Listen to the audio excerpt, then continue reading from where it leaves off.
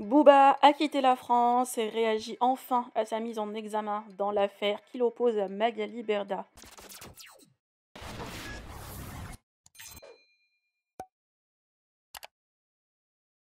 Magali Berda, mise en examen dans une affaire de blanchiment et banqueroute d'une ancienne société qui n'a rien à voir avec les placements de produits, bien qu'elle a déposé plainte contre Booba en l'accusant de cyberharcèlement, il a aussi été mis en examen pour ce fait. Par ailleurs, le chanteur a porté plainte contre Magali Berda et sa société pour pratiques commerciales douteuses et une enquête est en cours. Magali Berda, déjà condamnée pour abus de faiblesse en 2019, elle risque une nouvelle condamnation en fin d'année et d'autres sur Sean Evans si l'enquête révèle des faits graves. Magali a été soutenue uniquement par Maïva Genam et tout le monde l'a lâchée. Par ailleurs, après la tournée des médias de la fondatrice, Booba sort enfin du silence, comme vous voyez.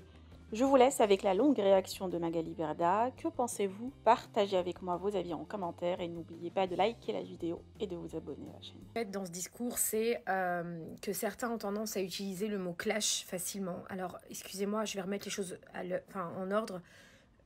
Je subis un cyberharcèlement de meute avec menaces de mort, appel à la décapitation, appel au viol, appel au suicide. J'ai changé de domicile plus de 3 fois. J'ai changé de bureau. On a cassé ma voiture, on a cassé les portes de mon bureau 4 fois, il me semble, ou 3 fois. Je vais passer les détails de tout ce qui s'est passé pendant ces 16 mois parce qu'ils sont visibles sur les réseaux sociaux. J'appelle pas ça un clash. Il faut arrêter de minimiser le cyberharcèlement parce qu'il y a des gens qui se suicident. Moi, personnellement, et je le dis aujourd'hui parce que j'essaie de me reconstruire et voir ce qui m'est arrivé parce que, évidemment, je suis suivie par un psy. Et j'essaie voilà, j'ai voulu ne plus vivre. Et il y a des gens qui ne vivent plus aujourd'hui à cause de ça. Donc, relayer ce qui s'est passé dans un dossier où il y a 28 personnes qui vont être jugées. Une information judiciaire contre une autre personne qui est pour moi, le chef de meute. Une personne qui a été placée en contrôle judiciaire. Une autre personne a été placée en contrôle judiciaire aussi. Donc, je vous disais, une autre personne a été placée en contrôle judiciaire pour tentative de chantage aggravé. Bref, tout ça, c'est mon dossier. C'est compliqué. Il y en a beaucoup, malheureusement. Et c'est ça qui a fait, voilà, qui a été très difficile.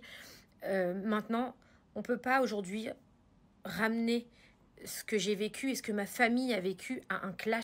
Moi, je me suis clashée avec personne. Je n'ai pas demandé ça. Moi, je ne le connais pas, cet homme-là. Et je ne connais pas les cyberharceleurs qui m'ont harcelé. Et je ne suis pas dans un clash, en fait. Moi, je travaille, je bosse depuis des années, je fais du mieux que je peux et j'ai pas demandé à ce qu'on vienne me foutre sur un bûcher et qu'on me foute à poil sur un bûcher. Et ramener ce qui s'est passé à un simple clash, c'est une honte parce que c'est complètement minimiser le cyberharcèlement et vous vous rendez pas compte que c'est ça qui fait que les gens ils se foutent en l'air parce qu'en fait on les prend pas au sérieux, parce qu'on les écoute pas, parce qu'on les accable et on dit quoi? Ah, ni l'un ni l'autre. Tu préfères lequel? Non, bah alors ni lui ni lui. Mais en fait, le cyberharcèlement à la base, il est là pour isoler la personne. Le cyberharcèlement à la base, il est là pour que la personne, elle se foute en l'air. Est-ce que vous réalisez la gravité des choses? Moi, je l'ai vécu pendant 16 mois. 16 mois consécutifs, tous les jours, toutes les heures, toutes les secondes, toutes les minutes. Et voilà, c'était une torture psychologique. Et personne n'arrive à comprendre ça, à part ceux qui le vivent et qui l'ont vécu. Et de dire, alors le clash, il a mis la lumière ou pas la lumière? Mais vous êtes sérieux? Mais comment osez-vous? Comment osez-vous en arriver à ça? Alors qu'il y a encore 1 an et demi, tu m'envoyais un gentil message pour... Mais... Et je m'en fous de ça, c'est pas le problème. Mais arrêtez de relativiser les choses. Arrêtez de minimiser des situations. Tous les jours dans les médias, on dit qu'il faut lutter contre le cyberharcèlement, contre le harcèlement scolaire, etc. Tout ça pour que des directeurs d'autorité comme ça aillent faire des trucs et donnent leur... Oui, alors le clash... Non, mais en fait, la gamine qui est à l'école, la fille qui se fait harceler dans la rue, la personne qui se fait harceler sur les réseaux sociaux et qui a rien demandé et que l'autre, il s'acharne sur elle toute la journée, pendant des heures, des secondes, des semaines, des minutes. On va lui dire, ah, tu t'es clashé Mais, oh, mais... Donc, s'il vous plaît, ayez un peu de dignité. Ne vous exprimez pas quand vous avez un certain potentiel, quand vous avez un certain, je sais pas moi, comment je peux dire, vous êtes dangereux quand vous parlez, vous êtes dangereux. Mon dossier à moi, il est rempli de sexisme, de misogynie. Je vous rappelle quand même qu'on a mis ma tête en train de faire une fellation. Je vous rappelle quand même qu'on m'a inventé des relations sexuelles avec des tonnes d'hommes. Je vous rappelle quand même qu'on a parlé de ma belle-sœur qui a été assassinée. Je vous rappelle quand même qu'on a divulgué l'adresse de mes enfants, de l'école de mes enfants, pardon. Je vous rappelle quand même, sans aucun problème, à mettre en danger une école et les autres élèves. Je vous rappelle quand même qu'on a divulgué mon adresse, mon étage, ma porte, qu'on a parlé de ma mère, qu'on a divulgué des informations personnelles, qu'on a trafiqué des audios, etc., etc. Je vous en passe et repasse tellement c'était non-stop et monstrueux.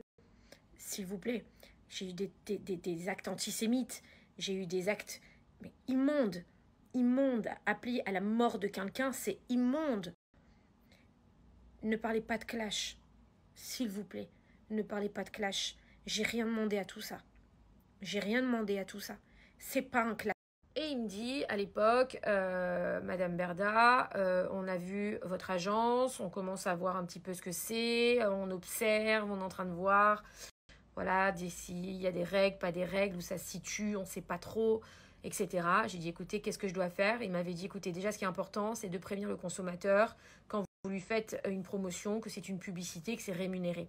C'est pour ça d'ailleurs que nous, très tôt chez Sean Evans, donc depuis même 2016 ou 2017, on avait mis le hashtag sponsorisé sur toutes les publications et tous nos influenceurs, quand on leur envoyait les briefs, on leur mettait de mettre hashtag sponsorisé. Et d'ailleurs, pour notre part, on n'a jamais eu de problème là-dessus parce que on a été, je pense, quasiment les premiers à le demander aux influenceurs très tôt. Ça remonte à 2016-2017, preuve à l'appui. J'ai des briefs qu'on a envoyés à cette époque-là, je peux vous montrer qu'on leur demandait de le mettre.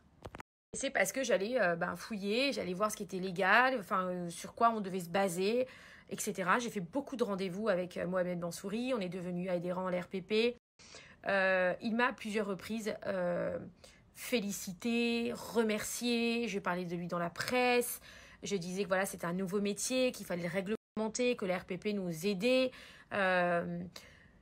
Voilà, et à ce moment-là, j'étais la meilleure du monde pendant des années, j'ai été super, il m'a félicité, il m'a fait des messages, j'ai presque envie de vous les poster. Je vais vous en lire certains, mais si Monsieur Mansouri dit que c'est pas vrai, je pourrais vous les poster. Parce que je pense qu'il pourra pas dire le contraire. Et ça a duré pendant des années, parce voilà, c'était, je crois qu'ils m'ont même mis un jour dans leur newsletter de la RPP en tant que bonne pratique, parce qu'à l'époque, j'étais dans les bonnes pratiques. Et là, d'un coup, on a décidé de me faire une cabale, de me faire une vendetta. Je n'étais plus fréquentable parce qu'un rappeur a décidé que j'étais plus fréquentable, qu'il fallait plus me fréquenter, que j'étais qu'il fallait m'isoler, qu'il fallait plus me parler. J'étais la seule, d'ailleurs, si vous avez remarqué, j'ai été la seule prise à partie, alors que des agences, il y en a beaucoup, bien sûr dirigées par des hommes. Mais moi, non, c'était que moi. Et pendant 16 mois, là, comme vous avez pu le voir et constater, et c'est d'ailleurs pour ça aujourd'hui qu'il y a cette mesure qui a été prise contre mon cyberharceleur aussi, parce qu'il y a des choses qui sont pas normales, il y a des choses qui... voilà, quand on dénonce tout, mais on s'acharne pas sur un humain en particulier, et bon, bref. Et depuis qu'on ne devient pas fréquentable et qu'on a peur d'être confronté à la piraterie et qu'on a peur et j'estime que c'est comme une lâcheté, et vous savez, la personne, on la met de côté, on lui dit non, alors toi, t'es pas fréquentable du tout, non, Magali Berda, non, pas du tout, nous, on travaille pas avec elle, on veut pas entendre parler. Mais c'est bizarre parce que pendant des années, vous m'avez aimé, donc je comprends pas, vous m'avez remercié même, j'ai des messages où vous m'avez remercié, j'ai des articles où vous m'avez vous-même félicité, cité en exemple, parce que je me battais et que je me suis même allée Monsieur Mansouri, on avait fait par exemple une réunion un jour avec mon avocat qui était maître Stéphane Asbagnan, et on lui avait dit, ça serait sympa de faire comme une formation, comme un label, alors bien sûr, et j'avais des idées, et il m'écoutait, il venait, et depuis qu'un harceleur a décidé que je n'étais plus une bonne fréquentation, il y en a qui vous jettent en pâture, et j'aurais préféré que ces gens-là me disent voilà, j'ai pas envie de te côtoyer parce que j'ai peur, parce que... Mais pas qui me bloque du jour au lendemain, sans explication, qui me... Et maintenant, même qui me juge dans les médias, mais qui oublie de dire que pendant des années, eh ben, il me parlait, il m'écoutait. Et c'est ça qui est dur pour moi et qui est injuste profondément parce que je me dis, les gens, ils vous prennent, ils vous utilisent, ils servent de vous à un moment où, ben voilà, j'étais dans la lumière, ça marchait, c'était bien, tout le monde était là. Et puis quand quelqu'un décide autrement et que ça marche, et ben là, on vous jette.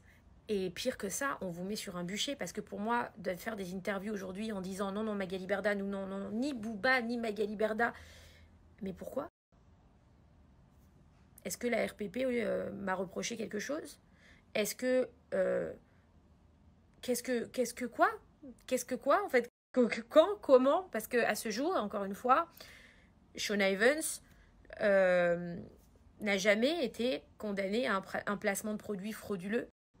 Donc, il faut le rappeler, parce que je crois qu'il y en a qui oublient, n'a jamais été condamné à aucun placement de produit frauduleux. Et je pense que ça, les gens l'oublient. Moi, j'ai eu un procès médiatique, en fait, décidé par un homme et sa meute. Donc, ça fait peur. Et encore une fois, je peux le comprendre. Mais pourquoi continuer à me taper dessus pour être dans le move, pour être dans le bon sens? Parce que, politiquement parlant, c'est le bon sens aujourd'hui d'aller contre moi, parce que c'était facile. Et c'est ça que je dénonce aujourd'hui. Je dénonce ce côté de... Quand une personne est harcelée et qu'elle est lynchée, eh ben on la met de côté, on la dégage et on la jette. Et pire, on dit non, non, oulala, moi je suis pas ça, hein, oulala, moi je suis beaucoup mieux. C'est pas vrai, vous oubliez les années entières de travail que j'ai donné, les années entières d'investissement que j'ai donné, les années de tout ça, où ça vous posait pas de problème là, à ce moment-là, au contraire, à ce moment-là, on m'aimait beaucoup et on me félicitait. Je vais vous poster l'interview de ce matin de Monsieur Mansouri, que même s'il m'a bloqué, j'adorais. Voilà. Et j'ai pas compris pourquoi juste il était mon nom comme ça. Non, non, Magali Berda, non, non, non, non.